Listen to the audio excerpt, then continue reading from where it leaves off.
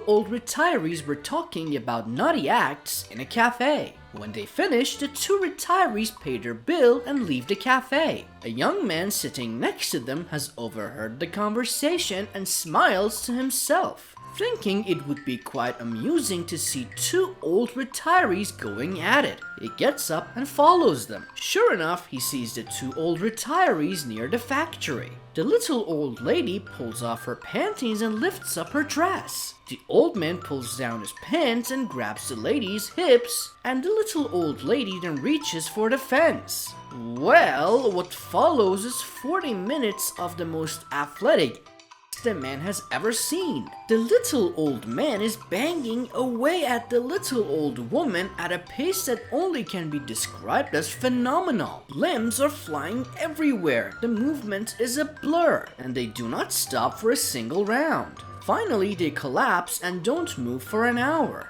The man is stunned. Never in his life has he ever seen anything that equates to this. Not in the movies, not from his friends, not from his own experiences. Reflecting on what he has just seen, he says to himself, I have to know his secret. If only I could like that now, let alone in 50 years' time. The two old retirees have by this time recovered and dressed themselves. Gathering the courage, he approaches the older man.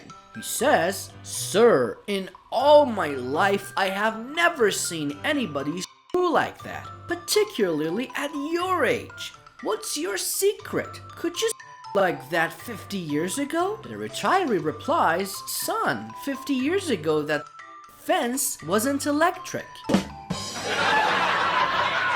One day, a little girl and a little boy were at the park with their pants pulled down. The little girl asked the little boy, What is that? And the little boy said, I don't know. Then the little boy asked the little girl the same thing and she said she didn't know. So that night, the little girl asked her mom and her mom said, That's your garage, and you must not let any big trucks go in. Meanwhile, at the little boy's house, the little boy asked his dad what it was, and his dad said, That's your big truck, and you must not park it in any garage. The next day, the boy and the girl pulled their pants down again, but this time the girl went home with blood on her hands. Her mom screamed and asked why she had blood on her hands. The girl said, The boy tried to put his big truck in my garage, so I pulled his two back tires off.